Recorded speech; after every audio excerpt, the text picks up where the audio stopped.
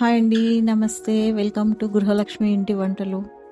ఈరోజు ఎగ్ బిర్యానీని చాలా టేస్టీగా, ఈజీగా మన ఇంట్లో దొరికే ఇంగ్రీడియంట్స్తోనే ఎలా చేయాలో నేను ఇప్పుడు చూపిస్తానండి మీకు. నేను 1/2 కేజీ దాకా బిర్యానీ రైస్ తీసుకొని నానబెట్టి పక్కన పెట్టుకున్నానండి. ఒక గిన్నె తీసుకొని 2.5 లీటర్ వరకు నీళ్లు పోసుకోవాలండి.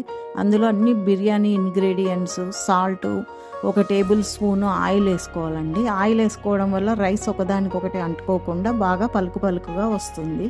సాల్ట్ కొంచెం ఎక్కువగా వేసుకున్నా కూడా ఏం ప్రాబ్లం ఉండదండి, ఎందుకంటే వాటర్ డ్రైన్ అవుట్ చేసినప్పుడు వాటర్తో పాటు సాల్ట్ కూడా వెళ్ళిపోతుంది కదా. 95% ఉడికిన తర్వాత బియ్యము బాగా పలుకుగా ఉన్నప్పుడే జాలగంట తీసుకొని జాలగిన్నెలో వేసి మొత్తం వాటర్ అంతా డ్రైన్ అవుట్ చేసుకోవాలి. బ్రౌన్ ఆనియన్స్ని ముందే తయారు చేసి పక్కకు పెట్టుకోవాలండి.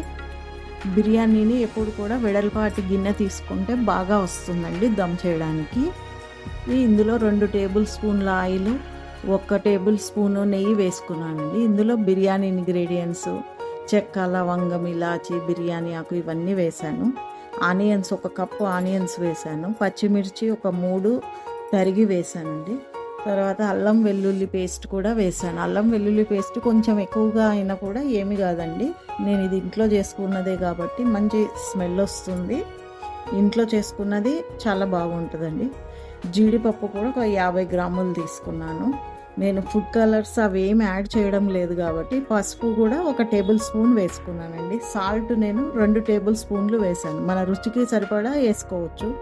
కారం కూడా 2 టేబుల్ స్పూన్లు వేసానండి. ఆల్రెడీ మిర్చి వేసాం కాబట్టి నేను కారం తక్కువగానే వేసాను. 1 కప్పు పెరుగు తీసుకున్నాను. 2 టేబుల్ స్పూన్ల బిర్యానీ మసాలా తీసుకొని పెరుగు బాగా కలిసే వరకు కలుపుకొని ఇందులో ఆల్రెడీ ఉడికించి పెట్టుకున్న గుడ్లను బాగా ఫ్రై చేసుకొని కొత్తిమీర, పుదీనా చల్లుకొని పైన ఒక గిన్నెలో ఈ ఎగ్గులన్నింటిని తీసి పక్కన పెట్టాను. మనం ఆల్రెడీ ఉడికించి పెట్టుకున్న రైస్ని పొరలుగా పేర్చుకోవాలి. మధ్యలో ఈ ఎగ్స్, కొత్తిమీర, బ్రౌన్ ఆనియన్స్ పేర్చుకుంటూ రావాలండి. వచ్చిన తర్వాత ఒక 2-3 నిమిషాలు వీటిని మూత పెట్టి దమ్ చేస్తే చాలండి. Egg biryani ready. ఈ బిర్యానీకి సపరేట్గా కర్రీ చేసుకోవాల్సిన అవసరం ఏమి ఉండదండి. రైతా చేసుకుంటే సరిపోతుందండి. మీరు ఇంకా ఇలాంటి రెసిపీస్ చూడాలనుకుంటే మా ఛానల్ని సబ్స్క్రైబ్ చేసుకోండి. Please subscribe to my channel.